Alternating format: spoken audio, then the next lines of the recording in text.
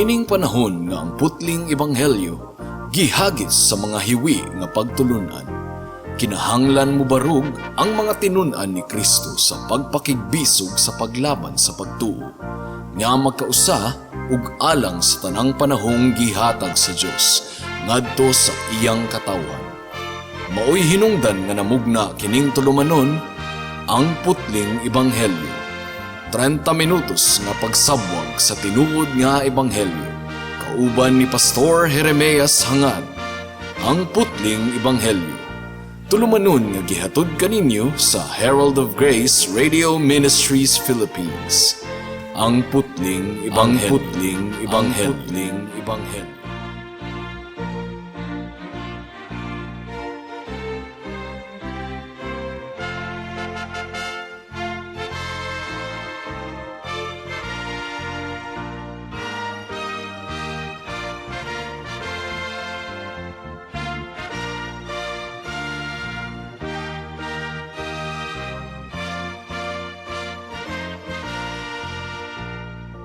Mayong hapon, Dapitan City, Dipolog City, Zamboanga del Norte, Zamboanga Sibugay, Misamis Occidental ug kutob sa tanang gidala sa Ginoo sa pagpaminaw niining atong programa nga giuluhan og ang putling ebanghelyo.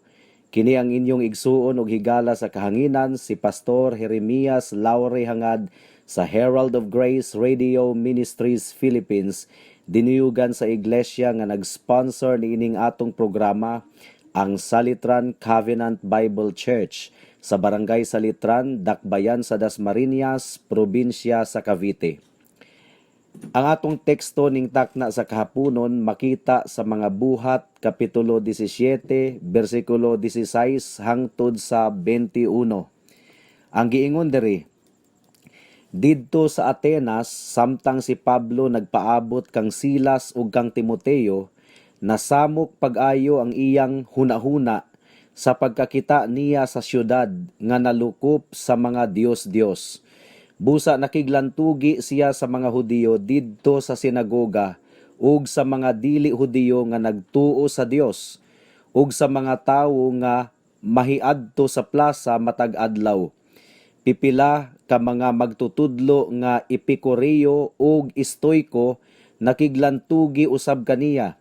Ang uban kanila miingon, unsa bay buot ipasabot niining ignorante nga nagpakaaron ingnon nga maalam. Ang uban usab miingon, daw naghisgot siya mahitungod sa mga Dios sa laing mga nasod. Gisulti nila kini tungod kay nagwali man si Pablo mahitungod kang Hesus ug sa pagkabanhaw. Busa gidala nila si Pablo sa atubangan sa tigom sa konseho sa Areopago ug miingon sila, buot kaming masayod niining bag-ong pagtulunan nga imong gihisgutan. Pipila sa imong gisulti nakapatingala kanamo ug buot kaming masayod sa kahulugan niini. Kay ang tanang taga Atenas ug ang mga langyaw nga nagpuyo didto gusto kaayong makighisgot-hisgot ug mamati sa mga bag-ong pagtulunan. Atong nakatunan ni adtong miaging semana nga si Pablo gisamok na usab sa mga Hudiyo nga mga dili magtutuo didto sa Berea. Mao nga gihatod siya sa mga kaigsuonan didto sa Atenas aron siya makalikay sa daotang mga laraw sa mga Hudiyo. Ang syudad sa Atenas, mga kaigsuonan, dako kaayo kadto nga syudad ug sentro kadto sa Greek civilization. Nindot kaayo ang mga buildings didto, first class. Ug alang sa mga nagtuon og world history, muuyon gayud sila sa akong description sa kaanindot kaayo sa mga buildings didto sa syudad sa Athens. Mao kadto ang buildings nga nakita ni Pablo. Apan matud pa sa atong teksto, wala makadayig si Pablo sa mga nindot nga buildings didto sa Athens. Nasakit hinuon ang iyang kasing-kasing sa pagsudong ni adtong mga bildinga tungod kay nalukop silang tanan og mga estatwa sa ilang mga Dios-Dios. Mga kahigalaan, ang pagano nga relihiyon mao ang pinakadako nga relihiyon sa tibuok kalibutan. Kini tungod kay bisag asa ka pang relihiyon na sakop, posible nga aduna gihapon kay gikuptan nga mga pagano nga tinuuhan. For example, daghang mga Katoliko ang magbutang og asin sa ilang mga opisina, kwarto ug sala aron kuno mahadlok ang mga dili ingon nato. Ang pangutana, mga kahigalaan, nahasakop ba kana sa tinuuhan sa opisyal nga doktrina sa Katoliko? Ang tubag, wala.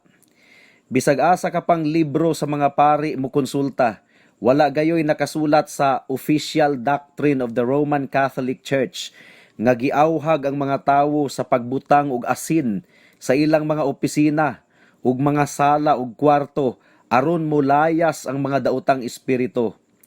Walay nakasulat nga ingon ana sa libro sa mga pari, and yet daghang mga Katoliko ang nagtuo ni ana ug daghan pang ubang mga tinuuhan. So kung dili na official doctrine sa Katoliko, asa man na gikan nga tinuuhan? Gikan kana sa pagano nga tinuuhan nga napanunod sa mga tawo dili sa Katoliko nga relihiyon kundili sa mga katigulangan. So nakita ninyo, mga kahigalaan, ang pagano nga relihiyon mao ang pinakadako nga relihiyon sa tibuok kalibutan.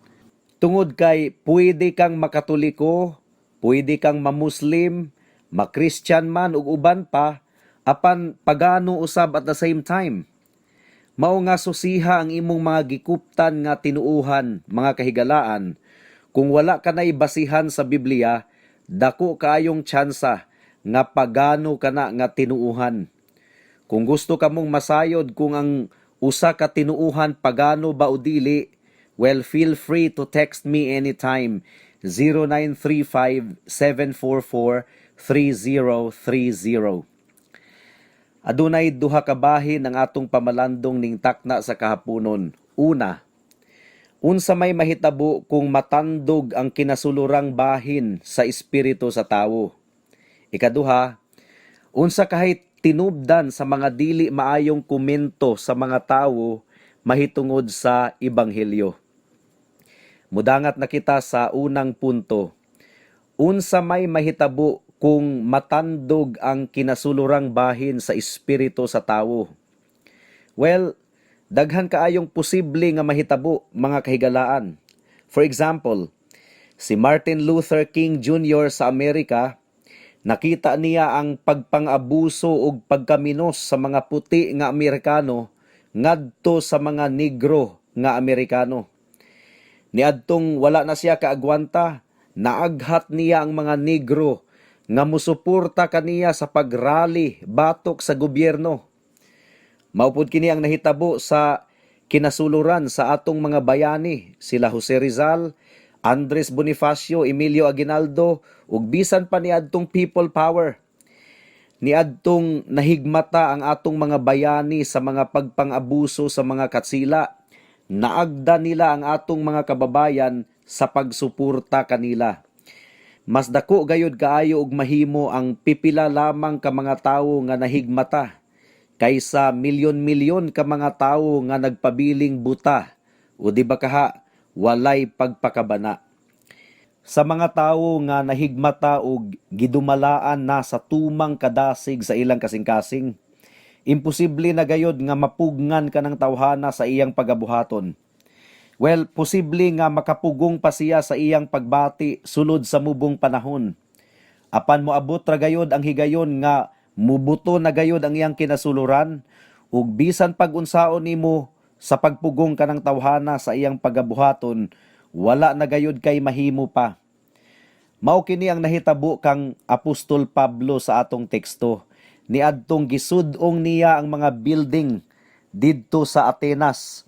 Samtang naghulat siya kang Silas ug kang Timoteo nga moapas kaniya didto.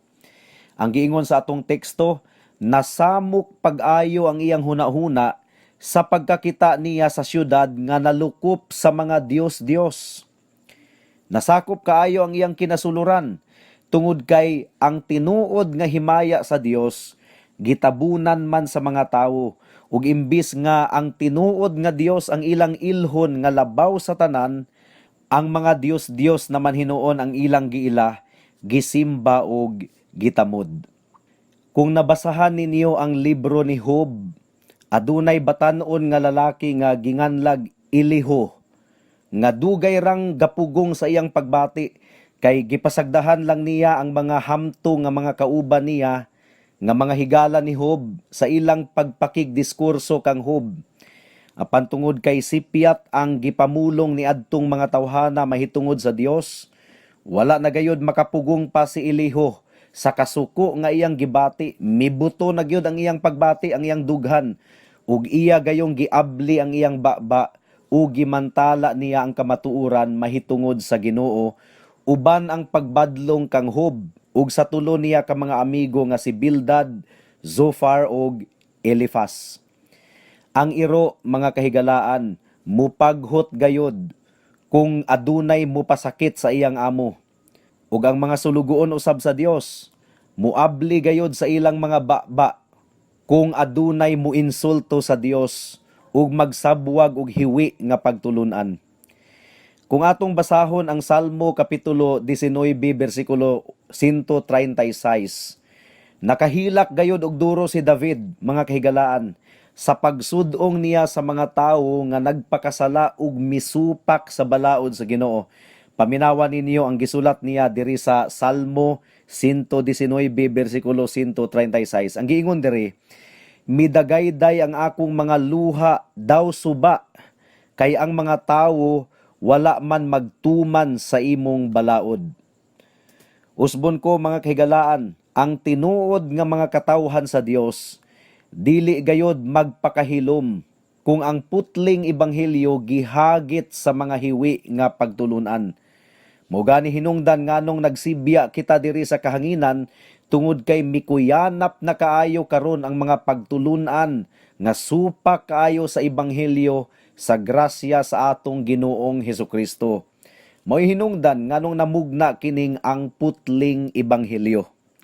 Ilabi na kay nasudong nato sa atong panahon karon kining giingon sa Roma kapitulo 1 bersikulo 25 nga gisimba sa mga tawo ang mga binuhat imbis nga ang Dios nga magbubuhat. Usbon ko, gisimba sa mga tawo ang mga binuhat imbis nga ang Dios nga magbubuhat. Paminawan ninyo ang giingon sa Roma kapitulo 1 bersikulo 25. Ang giingon dire, gipulihan nilag bakak ang kamatuuran mahitungod sa Dios, ug maoy ilang gisimba ug gialagaran ang binuhat sa Dios imbis ang magbubuhat nga mauuntay ang ayang daygon hangtod sa kahangturan. Amen.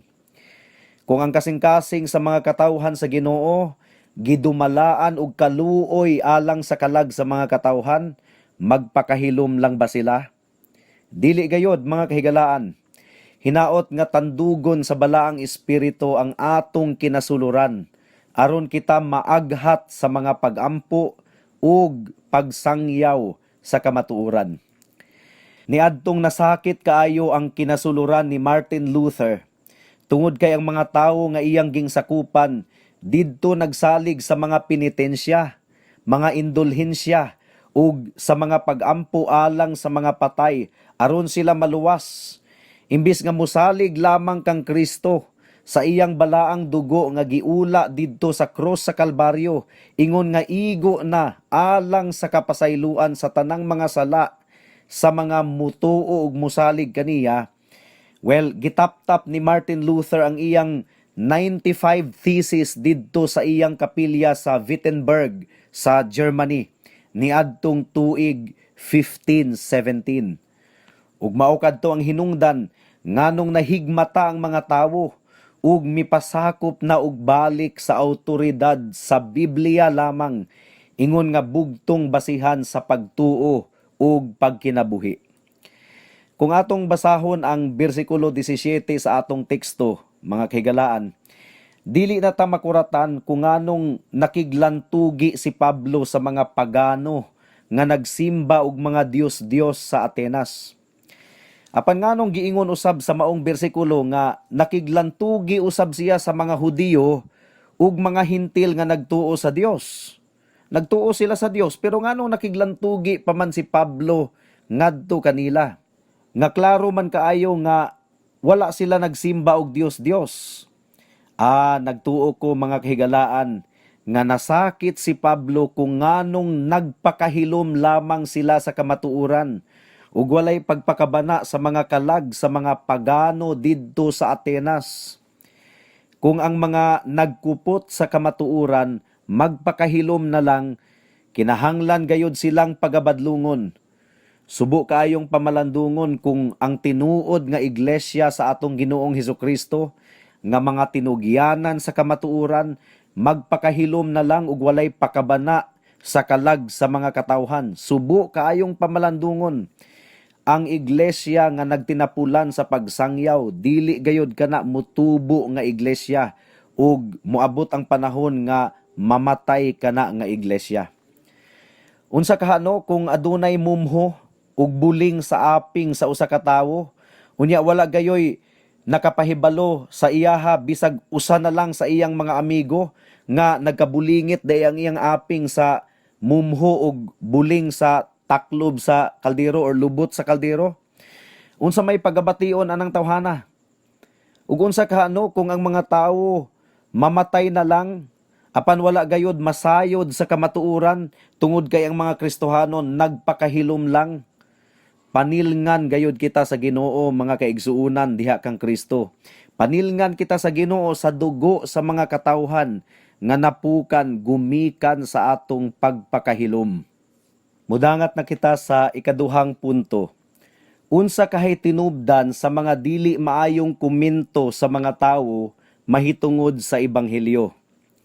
Atong basahon ang bersikulo 18 sa atong teksto. Ang giingon dire, pipila ka mga magtutudlo nga epikureyo ug estoiko nakiglantugi usab kaniya. Ang uban kanila miingon, unsa bay bot ipasabot ni ining ignorante nga nagpakaaron ingnon nga maalam. Ang uban usab miingon, daw naghisgot siya mahitungod sa mga Dios sa laing mga nasod. Gisulti nila kini tungod kay nagwali man si Pablo mahitungod kang Hesus ug sa pagkabanhaw. Ang mga epikureyo, mga kahigalaan, mga atiyesta kadto.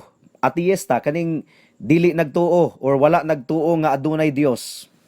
Ug ang tumong lamang nila sa kinabuhi mao ang pag-enjoy ug pagtagbaw sa ilang mga kaulag. Sa laing bahin, baliktad kaayo ang mga estoiko. Baliktad sila sa mga epikureyo. Kining mga estoiko naarag alkontra sa tanang mga matang sa enjoyment. Dili maayong maglipay pag-ayo, muna ilang filosofiya, dili maayong mahimuot kaayo. Kinahanglang dili kaayo ipakita ang kasubo, bisag namatyan og anak. Kung buto na hunaon mga kahigalaan, nagkabangi gayod kanunay ang mga epikureyo ug mga estoiko sa kapanahunan ni Pablo. Dili gayod kini sila magkasinabot, dili sila magkauyon sa ilang mga prinsipyo. Apan sa atong teksto, nagkahiusa kining duha ka grupo sa ilang pagbugal-bugal kang Apostol Pablo. Ilang gitawag si Pablo og ignorante og nagpakaaron ingnon kuno nga bright. Ug sa bersikulo 21, gipahibalo kita nga ang tanang taga-Atenas ug ang mga langyaw nga nagpuyo didto gusto kaayong makighisgot-hisgot ug mamati sa mga bag-ong pagtulunan. Well, kasagara manggod mga kahigalaan, ang mga tao sa kalibutan nagahukom sa mga tao sa Dios sumala sa ilang limitado nga standard. Kanang mga abti kaayong muingon nga, ang ubang mga relihiyon, negosyo ra na, nanapi ra ang mga pastor. Well, kanang mga tawhana, mga kahigalaan, nga abti kaayong mo-judge. Mao kana ang mga tao nga manapi og duro kung mahimo silang mga religious leaders. Kung unsa ang sulod sa ilang kasing-kasing, mao kana ang ilang ihukom sa uban. Kwarta lang ang ilang nakita. Wala gayud nila makita ang kamatuoran nga ang mga katawhan sa Ginoo gidumalaan og dakong gugma sa ilang kasing-kasing alang sa kalag sa mga katawhan. Mao nga nangalagad sila sa Ginoo. Doon na jud ko'y maistra nga nailhan mga kahigalaan nga ang iyang pagtanaw sa tanang mga lalaki, mga mangililad kuno og mga limbunganon. Tungod kay pait manggod kaayo ang kasinatian niya sa iyang boyfriend.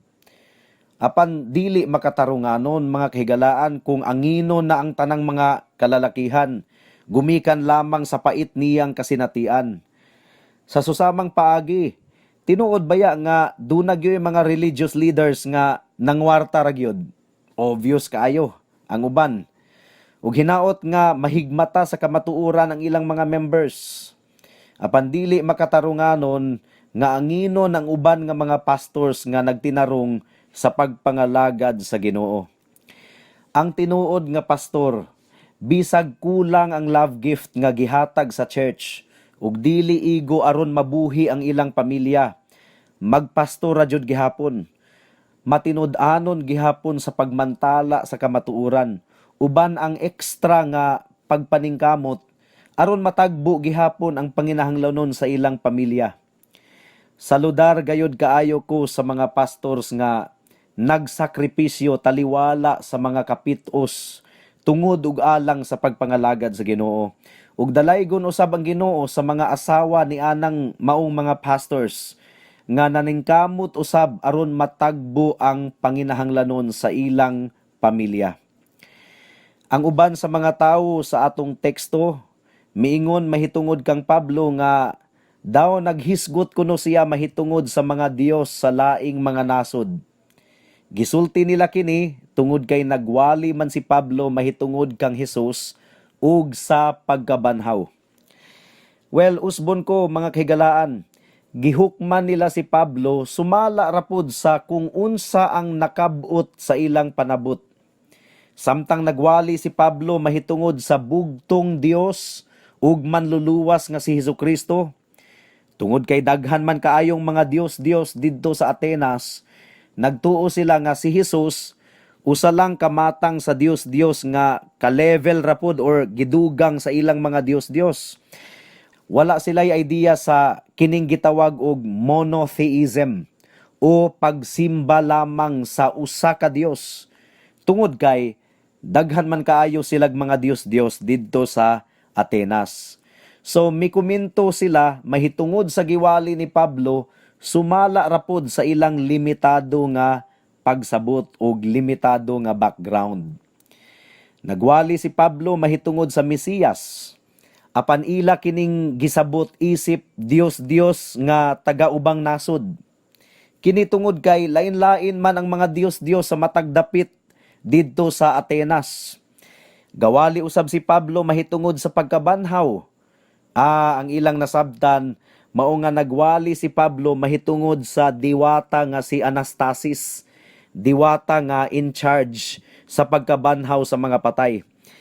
Nakasulti ko niini mga kahigalaan tungod kay ang Griego nga pinulungan nga ilang gigamit sa bersikulo 18 sa pulong nga pagkabanhaw, tin Anastasin, nga konektado sa ilang diyosa nga si Anastasis, the goddess who presided the resurrection. Sa seminary mga kahigalaan, nagtuon gayud kami sa pinulungang Griego ug Hebreyo nga mao ang orihinal nga pinulungan sa pagsulat sa Biblia aron among mainterpret og tarong ang mga nahasulat sa Biblia. Mao nga kung makadungog kita og negatibo nga mga komento batok sa ebanghelyo, mga kaigsuonan, musabot na lang kita gumikan kay kasagara ang mga tawo mukomento gayod out of their ignorance and limited background.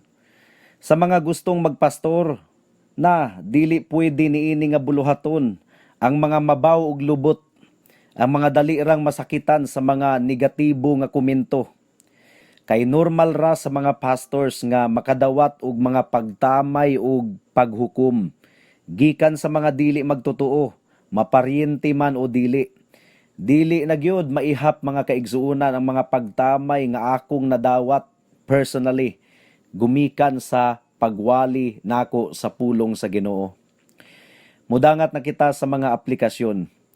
Ang giingon sa bersikulo 20, gikatingala gayod sa mga tawo ang mga nadunggan nila gikan kang Pablo. Paminawan ninyo ang ilang giingon. Pipila sa imong gisulti, nakapatingala kanamo ug buot kaming masayod sa kahulugan niini. Well, tinuod gayod mga kaigsuunan, katingalahan gayod ang ebanghelyo. Sukwahi kini sa kumon nga gituuhan sa mga tawo. Ngano, unsa man di ay ang kumon nga gituuhan sa mga tawo? Di ba? Kumon man jud sa hunahuna sa mga tawo nga ang atong maayong binuhatan maoy makaluwas nato. Munay kumon. Bisag kinsay inyong pangutan-on mga higala, unsaon man nga maluwas kita.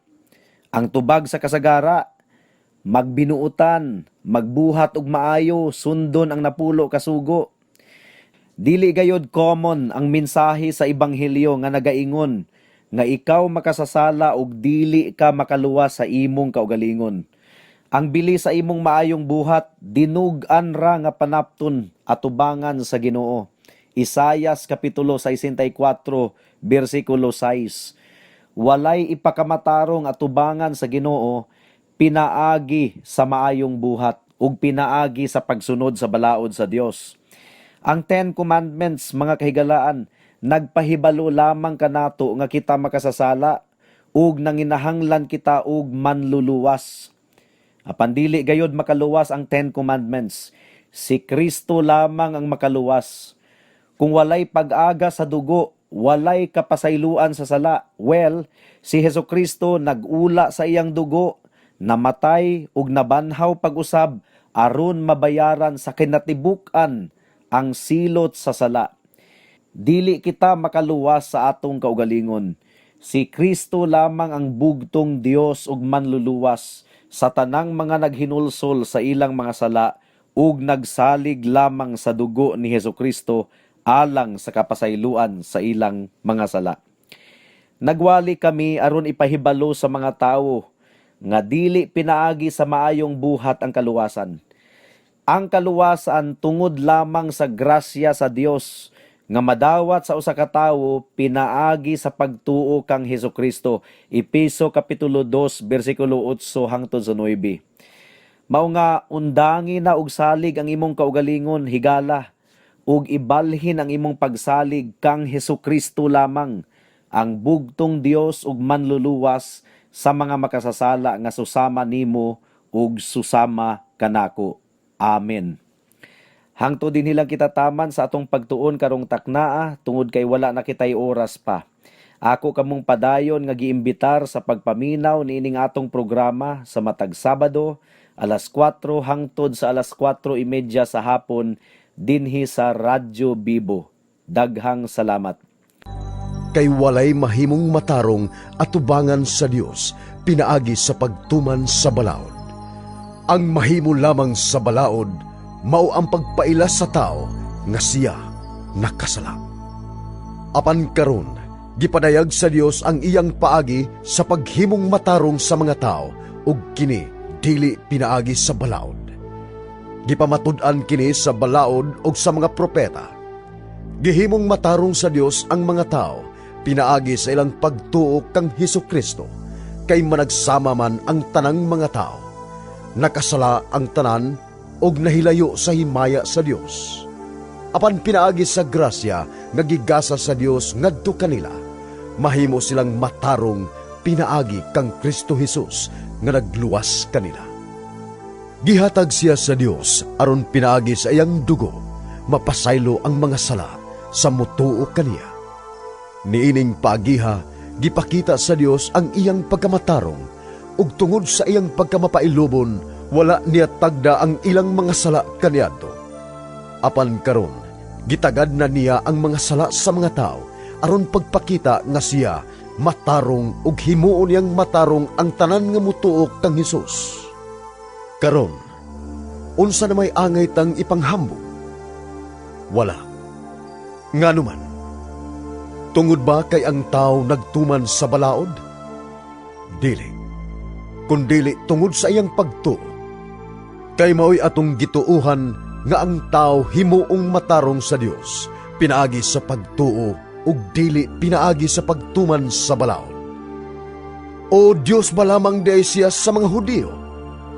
Dili ba Dios man usab siya sa mga dili Hudiyo? Matuod nga siya Dios usab nila, tungod kay usara ang Dios.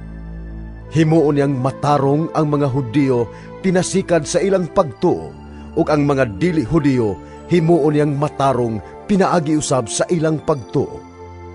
Nagpasabot ba kini nga gisalikway nato ang balaod tungod sa pagtuo? Wala. Gilig-on hinuon nato ang balaod. Alang sa dugang nga mga pangutana, mahimong mo text kang Pastor Jeremias hangad sa 0935 744 3030.